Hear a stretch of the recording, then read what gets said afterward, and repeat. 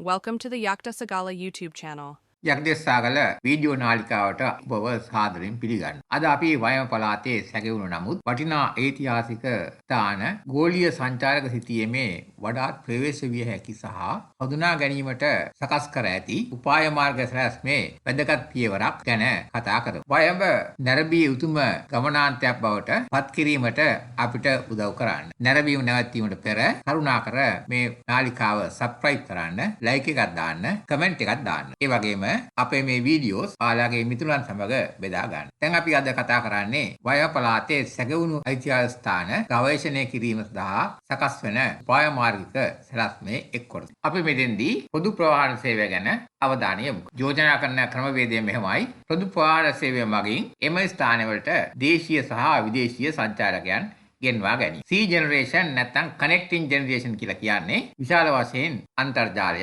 Smart phones, ඒ වගේ දේවල් පාවිච්චි කරලා තොරතුරු සොයා ගැනීම සහ අන්තර්ජාලයට තොරතුරු එකතු කරන අය. දෙනෙක් තරුණ අය, සාමාන්‍යයෙන් අවුරුදු 18 35 අතර අය. ඒ වගේම මේ අය බජට් ට්‍රැවලර්ස්ලා. ඒ කියන්නේ අඩු වියදමකින් Tamanගේ ගමන් පහසුව සලසා ගන්න අදහස් කරන අය. ඉතින් අපේ අරමුණ දේශීය විදේශීය ભેදකින් තොරව මේ අයව වයඹ පළාතේ අඩුවෙන් දන්නා එහෙම නැත්නම් නොදන්නා ස්ථානවලට ගෙන්වාගෙන ඒ අයලවා අන්තර්ජාලයට කරුණු තොරතුරු එකතු කරවීම. මේ සඳහා අපි යොදා ගැනීමට අදහස් කරන උපාය මාර්ගය තමයි සංචාරක ක්ෂේත්‍රය තුල හොඳින් දන්නා ඒ වගේම දේශීය සහ විදේශීය සංචාරකයන් අතර ජනප්‍රිය ස්ථාන දෙකක් හෝ කීපයක් අතරට මේ වයඹ පළාතේ නොදන්නා හෝ අඩුවෙන් දන්නා ස්ථාන දෙකක් ඇතුළත් කරලා පොදු ප්‍රවාහන සේවය සඳහා රූට් පර්මිට් එකක් ලබා දීම තුලින් ඒ හරහා බස් සේවයක් ක්‍රියාත්මක කිරීම. මේ දවස්වල අපි විශේෂයෙන්ම අපේ අවධානය යොමු කරන්නේ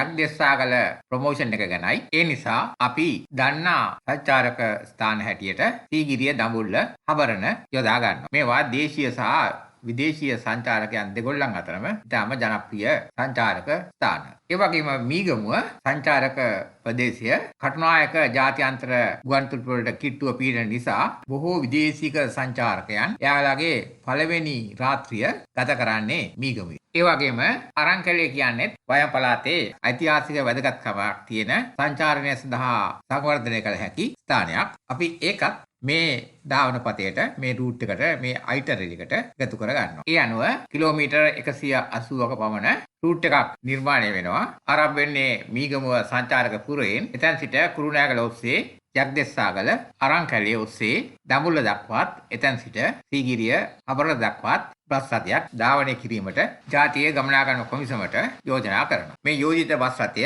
සාමාන්‍ය වායු සමනය කළ මගී බස් රථයක්. සාමාන්‍ය ඕනම කෙනෙකුට මුදල් ගෙවා ඒ බස් රථයේ ගමන් කරන්න පුළුවන්. අපි ගමන් වාර දෙකක් යෝජනා කරනවා. ඒ වගේම සංචාරකයන්ද ඉලක්ක කරගන්න නිසා මෙහි සේවාවන් ඉහළ මට්ටමක පැවැත්වීම සඳහා අවශ්‍ය නිර්ණායකද ජාතිය ගමනාගමන කොමිසමට යෝජනා කරනවා. ඉතින් මේ යෝජනාව ක්‍රියාත්මක කරන්න ජාතිය ගමනාගමන කොමිසමට අවශ්‍ය වෙන්නේ එය පිළිගැනීම සහ අවශ්‍ය කරන ඉදිරි වැඩ කටයුතු කරන එක විතරයි. මොකද මේකෙන් රජයට සත පහක්වත් අමතරව වැය වෙන්නේ නැහැ. රූට් පර්මිට් එකක් ලබා දීමට අවශ්‍ය කටයුතු කරනකොට අපිත් නොදැනුවත්වම ආයෝජකයෙක්, ඒ කියන්නේ බස් එකක් දාන්න කැමති ආයෝජකයෙක් ඉදිරිපත් වෙයි. එයා ඊටු ටික කරයි.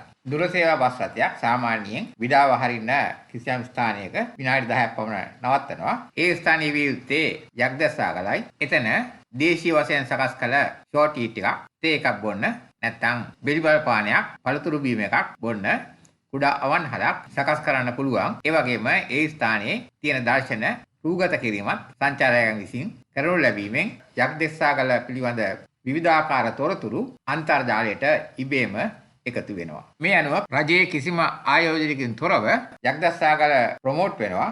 ඒත් එක්කලම තව වටිනා අදහසක් තියෙනවා කියන්න. දැන් බොහෝ දුර සේවා බස් රථවල ටීවී එකක් සවි කරලා තියෙනවා. ඒ අවස්ථාවත් ප්‍රයෝජනට අරගෙන මේ ටීවී එකට යක්දෙස්සාගල ගැන තවත් විස්තර එකතු කරලා මගින් දැනුවත් කරන්න පුළුවන්. මේ විදිහට යක්දෙස්සාගල ගෝලීය ටූරිසම් මැප් එකේ ලකුණු කරන්න, වර්ධනය කරන්න, ආයෝජනය කරන්නේ තුන්වැනි පාර්ශ්වයේ පිරිසක්. මේක තමයි අද ඔබට හඳුන්වා දෙන උපාය මාර්ගික සැලැස්ම. ඉතින් ඔයාලගේ අදහසුත් මේ වීඩියෝ එකේ කමෙන්ට් සෙක්ෂන් එකට එකතු කරන්න, යමක් ලියන්න. ඒ වගේම නැවත වරක් ඉල්ලා සිටිනවා ලයික් එකක් දාන්න, මේ channel එක subscribe කරන්න. මේ විදිහේ උපය මාර්ගික සැලැස්මන් වගේම යක්දෙස්සාගල ගැන තවත් විස්තර රැගෙන ඉදිරි වීඩියෝ එකකින් නැවත හමු